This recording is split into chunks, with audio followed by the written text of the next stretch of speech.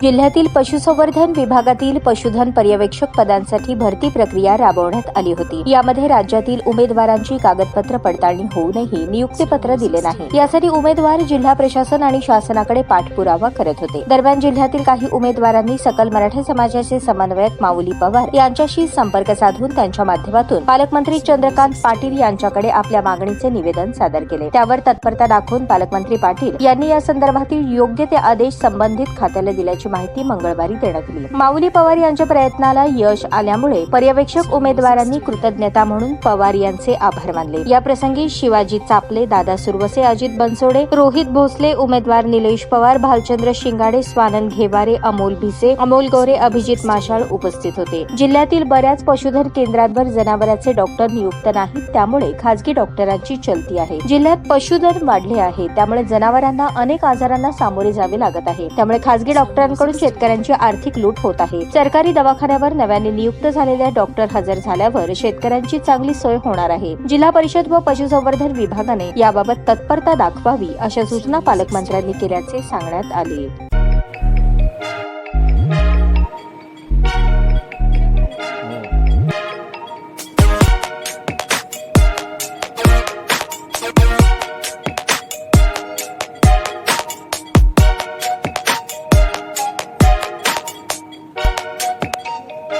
सोलापूर शहरातील सुप्रसिद्ध हॉस्पिटल म्हणजे सेंट्रल मल्टी स्पेशालिटी हॉस्पिटल मागील अनेक वर्षापासून सेवा बजावत आहे। 24 तास इमर्जन्सी सर्व्हिस, मॉडर्न टेक्नॉलॉजी, अनुभवी डॉक्टर्स तसेच अत्याधुनिक तंत्रज्ञान सुविधांनी सुसज्ज स्त्रीरोग प्रसूती विभाग, ऑर्थोपेडिक विभाग, मेडिकल विभाग आणि इतर एकमेव नाव म्हणजे सेंट्रल मल्टी स्पेशालिटी हॉस्पिटल। पत्ता गणेशपेठ शॉपिंग सेंटर, मंगळवार बाजार, सोलापूर।